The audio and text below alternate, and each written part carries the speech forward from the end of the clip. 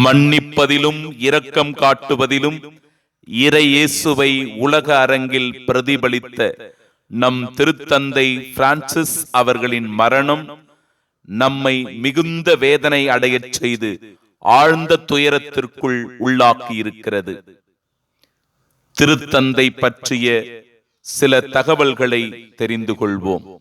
திருத்தந்தை பிரான்சிஸ் கத்தோலிக்க திரு அவையின் 266வது திருத்தந்தையாக 2013 மார்ச் 13ஆம் தேதி தேர்ந்தெடுக்கப்பட்டார். தென் அமெரிக்காவிலிருந்து தேர்ந்தெடுக்கப்பட்ட முதல் திருத்தந்தை இவரே.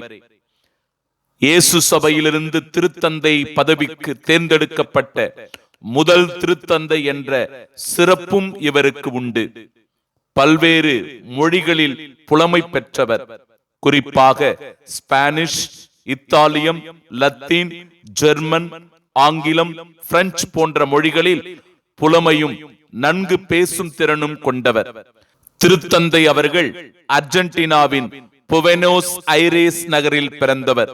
அவருடைய பெற்றோர் மாரியோ பெர்கோலியோ, ரெஜினா மரியா ஆவர். அவருக்கு 20வது வயதில் ஏற்பட்ட நோய் தொற்றின் காரணமாக அவர் ஒரு நுரையீரலின் செயல்பாடு இழந்திருந்தார்.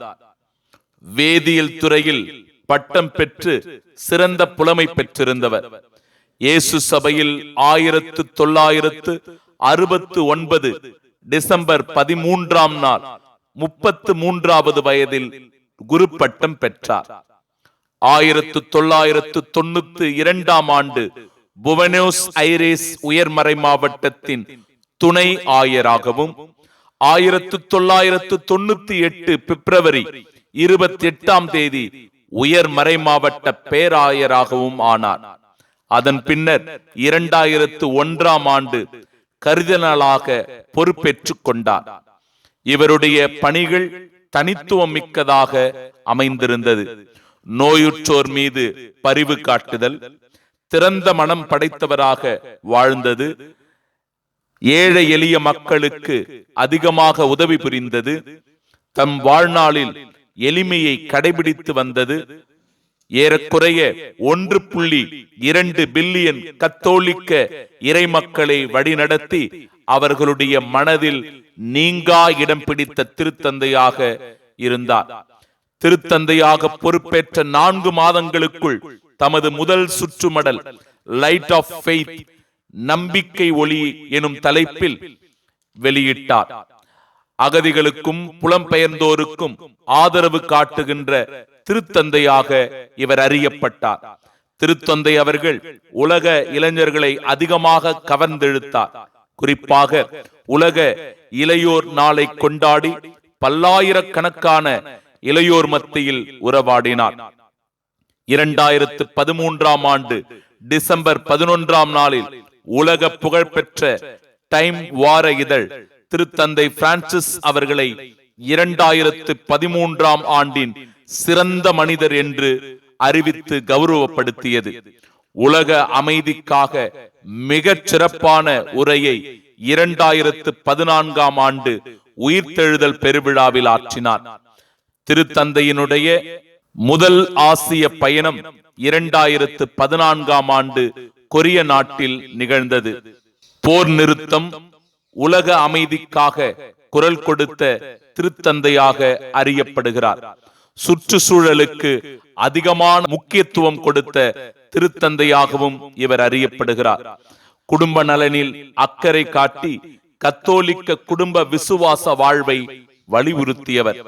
எதிர்நோக்கின் திருப்பயணிகள் என்ற ஜூபிலி ஆண்டினை அறிவித்து வத்திக்கான் கூடுகைக்கு வித்திட்டவர். நம்பிக்கையின் பாதையில் திரு அவையும் வழிநடத்தினார்.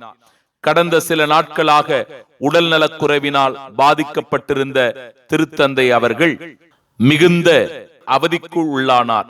திருத்தந்தை 6ஆம் பவுலுக்கு அருளாளர் பட்டம் வழங்கியவர். 2 இந்தியர்களை புனித நிலைக்கு உயர்த்தி உள்ளார்.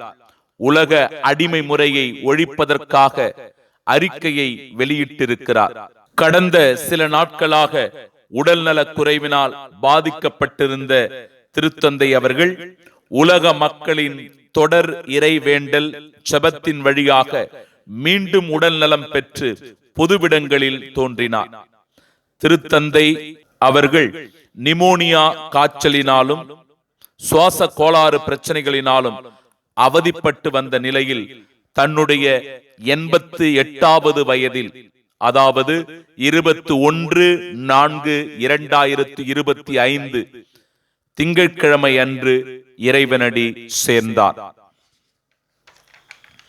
We really miss you, beloved Pope. உங்களின் அன்பும் நீவிற் காட்டிய இரக்கமும் உலக அமைதிக்காக போராடிய போராட்டமும் பல்சமய மற்றும் கிறிஸ்தவ ஒன்றிப்புக்காக நீர் தந்த முயற்சிகளும் ஏழை எளிய மக்களின் மீது காட்டிய அக்கறையும் அகதிகளுக்கும் புலம்பெயர்ந்த மக்களுக்கும் காட்டிய ஆதரவும் மக்களின் மனதில் நீங்கா இடம் பெற்றிருக்கிறது. We miss you, Pope. அன்பு நிறைந்த திருத்தந்தை, இரக்கம் மிகுந்த திருத்தந்தை, எளிமையாக பழகக்கூடிய திருத்தந்தை, தாழ்ச்சி நிறைந்த திருத்தந்தை, குரலற்றோரின் குரலாக ஒலித்த திருத்தந்தை, நம்பிக்கையின் திருத்தந்தையாக இருந்த நம்முடைய திருத்தந்தை பிரான்சிஸ் அவர்கள் உலக மக்கள் மனதில் நீங்கா இடம் பிடித்த திருத்தந்தை என்பதில் ஐயமில்லை. திருத்தந்தையினுடைய ஆன்மா கடவுளுடைய இரக்கத்தினால் நித்திய இளைப்பாறுதலை அடைய செபிப்போம். தாயாம் கத்தோலிக்க திரு அவை திருத்தந்தை பிரான்சிஸ் அவர்களுக்காக 9 நாட்கள் துக்கம் அனுசரிக்க கேட்டுக்கொண்டிருக்கிறது. நாமும் திருத்தந்தைக்காக துக்கம் அனுசரித்து அவருடைய ஆன்மா கடவுளுடைய இரக்கத்தினால் நித்திய இளைப்பாறுதலை அடைய தொடர்ந்து செபிப்போமாக.